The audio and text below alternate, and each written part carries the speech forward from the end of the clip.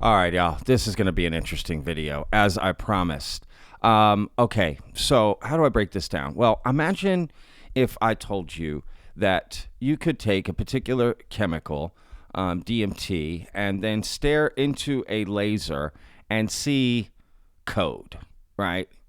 Code written into the world, right? Sort of like the Matrix, right? Exactly like that, right? What if I were to tell you that's real, right?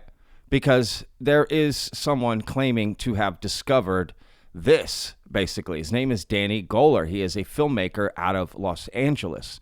And this is kind of making the rounds on the internet a little bit here, and people are experimenting with it. And I got to be honest, this is kind of interesting. So let's dive into this and see what this is all about. Now, before we begin, I think it would be benefit all of us if we could learn exactly what DMT is and how it affects your brain, right? Let's start there. So here's a quick 2-minute clip to just kind of give us a little background, a little educational background here on exactly what DMT is. DMT is a substance that's produced naturally in a variety of plants and animals, including humans.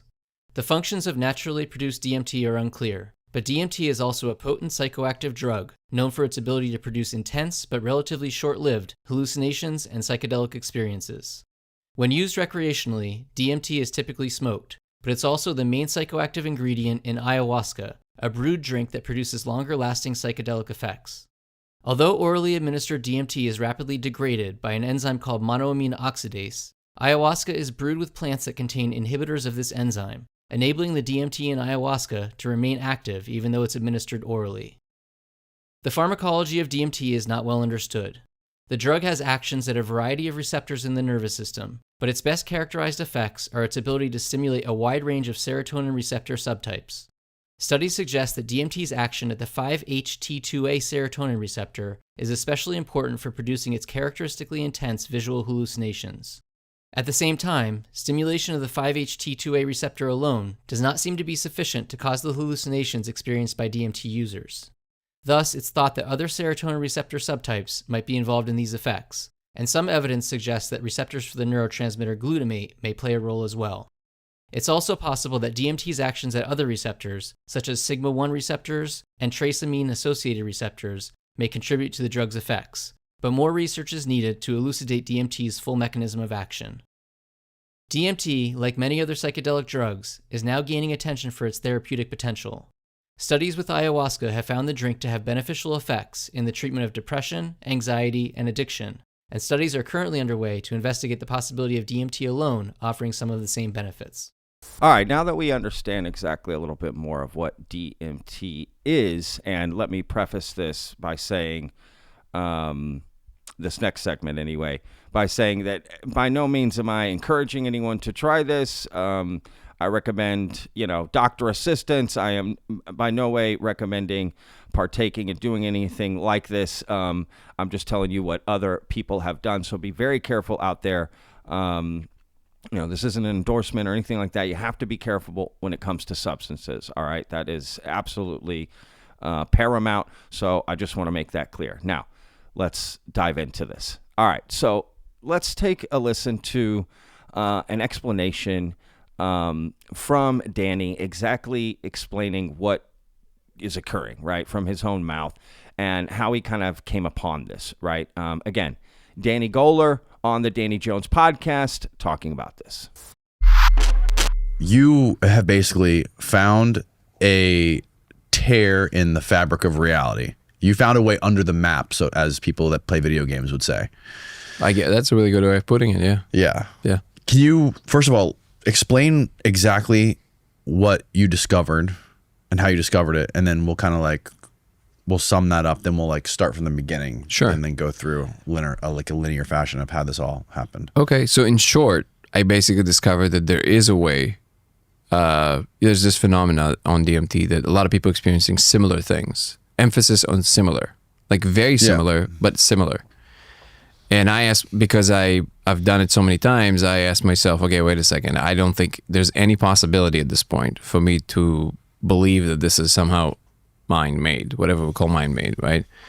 And then I asked myself, okay, well, if the space is real, is there anything we can do to prove that it's real? And one of the first things that came to mind is like, well, if we can find something that is exactly the same in that space for everybody, that puts us in a good place to start talking about it. Like a repeatable experiment. Well, repeatable experiment would be the thing that would show you that it's the same. I'm saying, yeah, can we find that one thing in some way that is the same for everybody? That was the thought.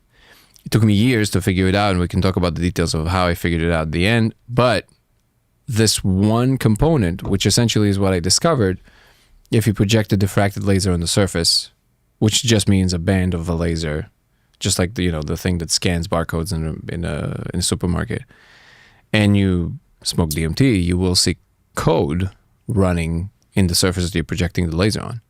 And this basically is the same for every single person. They see, in the beginning, they kind of see similar, like they see some structures, they see some movement, they see something kind of like there, but then eventually they drop into the space where they just see the same thing. And we can sit in a room. I had 15 people in a room at the same time, talking about it, pointing to it. You can literally talk about it like you talk about a regular object in a room. This is how coherent it is. That's the gist of what I found.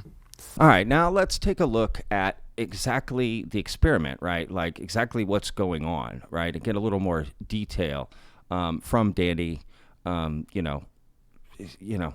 doing this, right? Again, this is so crazy to me, if true, for sure. And as we'll go through this video, you'll see a lot of people have tried this and are seeing the same thing. But rest assured, stay to the end, because I've got a statement from a neuroscientist who's going to add a little nuance to this conversation. But first, let's take a look at the experiment in action and exactly how to do it and, what you should be looking for. One of the most important things to pay attention to is that you're looking through the laser, not at the diffraction pattern that falls on the wall. So even if you're sitting 2 or 3 feet away, like we're seeing here, you want to be looking at beyond the light, like you're looking through the window versus looking at the surface of the window. Also notice how wide the diffracted pattern of the laser is on the wall. People that choose lasers that produce this thing that just looks like one line, that's not wide enough for you to see anything, because you're looking beyond the laser, not at the surface. So it will be too thin, too narrow of a crack to look through, so to speak. You can come closer like this, and I would recommend to cover one eye so the light doesn't hit your cornea. And then you would be looking from the side. From the side is better because you get a separation of the layers inside. So I have to admit, right, at first glance, it looks a little crazy, right? You throw up some lasers on the wall, you take some DRUGS, and boom, now you're seeing things. Yeah, been there, done that. But, are you actually breaking in and discovering this new world, or is it you're discovering the world we actually live in, right? Because as you see in this same clip that I'm going to play a little bit more of here, you can see there are wrong ways to do it, and there's kind of a specific way so that you make sure you see this code, right, essentially. You want to stay with it until you start seeing digits. The separation between just seeing the structures and seeing the digits is total. When you still see the structures, it's possible to imagine that these structures are due to the influence of DMT in your brain while you're looking at a stochastic pattern. But when you see the digits, this hypothesis becomes much less tenable. You will notice some motion. Stay with that motion. The digits are usually much smaller than people expect. So keep looking until you see actual digits running. Numerals and what seems like Japanese katakana characters. If you're using a glass of water like here, what you can do, you can either look into the glass of water, into the little reflections that you can see inside the glass. And then what you want to do is to mimic the gesture that we do when we go a little bit cross-eyed, which you will notice is the same gesture that your eyes are doing when you're trying to look beyond. Am I doing it, guys? I think I'm doing it. Oh my God, I see God. I'm just kidding. Going cross-eyed is kind of hilarious, right? But regardless, I get the point. It's like those pictures that you would see at the mall, back in the day, where you had to stare at the picture and then it would sort of, all of a sudden you're like, oh, it's a dolphin in the ocean. But it just looked like, colors and things. It's something like that. Maybe you got to change the perception of your, what you're looking at. I get that. That does make some sense. But it's just interesting, the googly eyes. But regardless, let's continue on down this path, because someone in particular who looked at this, I found to be quite interesting. His name is Chase Hughes. He's on a YouTube channel called The Behavioral Panel. And as you'll see here, Chase is kind of online been voted like the #1 behavioral analyst, right, in the world, right? And for him to partake in this experiment and actually see something was quite fascinating. So let's take a look at Chase talking about this a little bit more with Danny. It's interesting. Somehow I got rated the #1 behavior profiling guy in the world. And I can see fakeness from a mile away. It's my job. It's my whole career. And I watched the people's reactions in that video. And that was the most genuine thing that I could ever see online. And it was just, I watched it again 2 or 3 times, just like, let's see if this is scripted. Let's see if somebody's faking it. And there was nothing. And I thought, this is profound. And I thought, this has to be real because of the behavior that I'm observing in the video. And if that is true, this is going to be one hell of a discovery, whatever it is. And we may experiment with this for the next 3,000 years and not figure it out. Now, I've got a clip of Chase's reaction after he's done these experiments. He talks a little bit about it. But first, I want to show, this clip of all these other different people trying it and their reactions, kind of what Chase was leading to, right? What he was talking about, that he had seen this, right? So many people and their reactions seemed real, right, to what they were experiencing. And keep that in mind for the last clip that I play from a neuroscientist, right? This idea of consensus, right? Multiple people trying this and seeing the exact same thing.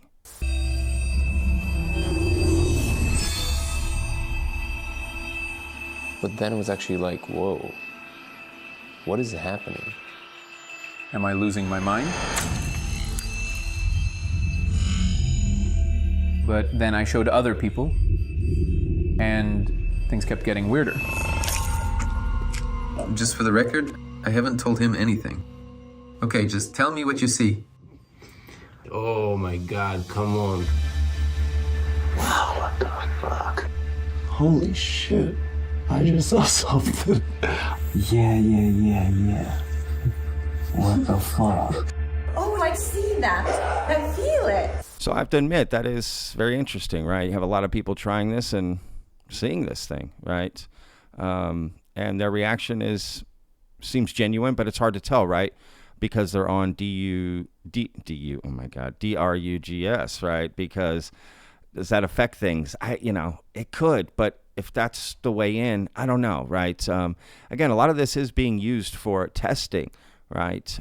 So I don't know. It's very interesting, to say the least. Now, let's take a look at Chase Hughes, again, from the Behavioral Panel YouTube channel. And, he himself touting that he's the #1 behavioral analyst in the world. And, it's interesting that he tried this and what his reaction to it was.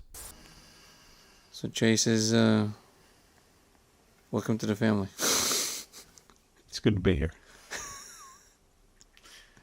This is so bizarre. So initially I thought it would be lots of just clean, equally, perfectly spaced lines of code, like the way that I was imagining it. Yeah. And then looking at it, even I can see it now, some. And none of it makes any sense. And if it was a hallucination, it would move. When you move, you mean? Like when you move, it will move with you is what you mean. Yeah. Or it would morph, is what I mean. It could morph over time. And these are like object permanent. and I can see stuff in that direction, and I can move this way, and I can see in that direction. Like I'm looking beyond this little thing right here. And it's just weird. And it's even weirder that we can see it with our eye, you know? There's no microscope here. There's no large hadron collider. We could just like shine a laser on a wall, and there's some. But you have to bring your consciousness to a different state. Yeah. Which actually tells you something very big about what consciousness is. There's a continuum there. Yeah. It's not just what it is. There's like there's gradation of it. Yeah, you get to that state, and it's just. So there you go, right? I mean, I have to admit that last piece at the end of him just sticking his head up against the wall is a little concerning. But, regardless, it's very interesting. What else do you do? How else do you do it, right? I don't know. It's kind of one of those things, I guess you're just going to have to try. But again, I am not endorsing that or recommending people do that. Do not try this at home. I have to say that, right? So, but whatever. This is very interesting. But look, we've got to look at all sides here, right? And let's hear from a neuroscientist who Danny Jones has had on his podcast as well and has done many interviews and has studied this chemical quite, extensively, and hear what he has to say about Danny's experiment. Now, the problem you've got is that you want to have some way. So Danny is seeing this code, right, out there in the world. And when he smokes DMT and he looks through this at this laser, and the problem that you've got is, how to distinguish this from this experience that seems to be there. How to distinguish that from a hallucination, and the problem is, and it's a really profound problem, is that both real perceptions and hallucinations are built from the same stuff. They're models. Everything you experience, as I said, is a model constructed by your brain. So there's no difference in a sense between a true perception of something out there in the environment, an object, such as this glass, and a hallucination of that object, at least from a distance. Both are models constructed by the brain. So how do we know if someone is experiencing a hallucination, or whether someone is actually experiencing a true perception, what we would call a veridical perception, a perception that tells them something valid about what's going on in the environment? And it's not trivial. Now, for most people, most of the time, it's not a question that they need to be overly concerned about. We trust our perceptions most of the time, and we get it right most of the time. But of course, that's not always the case. So one way we can think about distinguishing between a hallucination and a true perception is by some kind of consensus. So if you're in a room with 10 people and 9 of them say that there isn't a man in a dark suit stood in the corner, but you see a man in a dark suit stood in the corner, you're probably hallucinating. So there we go. That sums it up, right? It's good to hear from a neuroscientist about this. And how do we differentiate? Oh my God. I feel like I'm on some drugs right now. No, I'm just kidding. How do we differentiate between reality and a hallucination, right? And one of the ways that Andrew says is by consensus, right? So if you have all these people saying that they're seeing the same thing, is that consensus? Now, they're not all trying it together. That may be a better experiment, right? Get 10 people together. But then you'd also have to ask, do they influence each other by what they're saying, right? And is there a control, right? Clearly, Danny Goler has tried not telling anybody anything. Just look at the laser and tell me what you see, right? And then they tell them what they see, right? Now, does that mean anything? What if that's just in the laser somehow? What if it's by accident, by random, right? There's so many variables here of what could be happening and what's been explored. So, look, they're trying to put a film together called The Discovery to kind of bring this out, and I welcome it. I would love to see it, see more roundabout what exactly is happening, right? Because just because you're seeing the code doesn't therefore infer, oh, we, boom, that's reality is written in code. We're in a simulation. Or just reality is built on this code naturally. It's not necessarily a simulation, just reality is built that way. But, and what is a simulation theory, right? I'll explain. It's basically the idea that if humanity continues to evolve and innovate the same way we have, right? Digitally, we create video games, movies, right? We create simulations, computer simulations all the time for all kinds of things. Well, the idea is that eventually, with time, we would start simulating civilizations and then potentially the universe. And then you would have to ask, with all of those millions or billions of simulations, you'd have to ask, well, what are the odds we're in reality, right? We're in the real one, not in one of these simulations. And that's kind of mind-blowing when you think about it, just statistically speaking, the same way that we look out at the stars in the universe and go, well, we can't be alone, just statistically speaking. There must be other life out there. What are the odds that we're the only life in all of this space, right? Seems highly unlikely. Well, it's kind of the same thing. What are the odds that we're in base reality when you start to imagine all these simulations, right? What are the odds? And again, it's a mind, makes me go cross-eyed just from that. But regardless, this is interesting. I'd be curious to know what you guys think in the comments about it. Let me know. What do you think? What does it mean? All right, at the end of the day. But again, just to reiterate, for safety reasons, be careful. Okay? Be careful with this kind of thing.